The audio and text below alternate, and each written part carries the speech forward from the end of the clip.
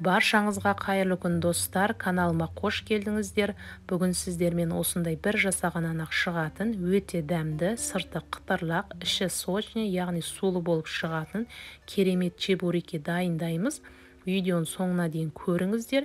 Ең алдымен біз қамырын бастаймыз.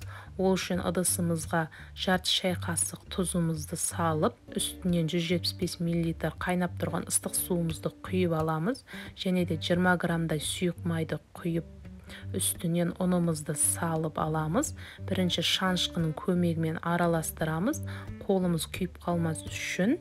Кейін қолымызбен жақсылап араластырып, қамырымызды илеуді бастаймыз. Қамырымызды ешқандай ірткі, түйіршік қалмайтындай етіп жақсылап илеп аламыз. Мінекей осындай орташа тығыздықта қамыр иленіп шықты. Енді осыны шамамен 20 минут уақытқа демалдырып, яғни тындырып қойып қоямыз. Оған дейін біз чебурекидің салмасын дайындап аламыз. Мен салмасын алдын ала дайындап қойдым. Қажетті заттарды төменгі описание бөліміне қалдырып кетемін.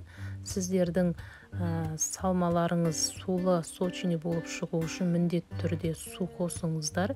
Және де пиязды өте ұсақ етіп тураңыздар. Егер де блендер болса, блендермен қоссаңыздар өте жақсы болып шығады. Яғни біздің начинкамыз каша сияқты болуы керек. Енді 20 минут уақыт демалған қамырымызды алып, жұмыс жасауды бастаймыз. Бірінші осылай қолымызбен бір-екі басып, жақсылап илеп аламыз. Одан кейін қазір кесуге ыңғайлы болу үшін софақша формаға келтіріп аламыз, яғни колбаска жасап аламыз. Одан кейін өзімізге ыңғайлы көлемде қамырларды кесіп аламыз.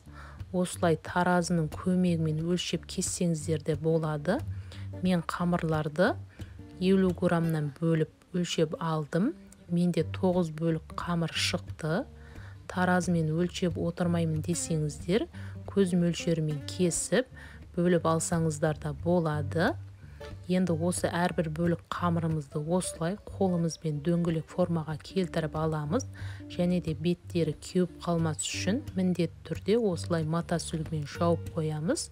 Және де шет-шетінен ала отырып, қамырымызды жаюды бастаймыз.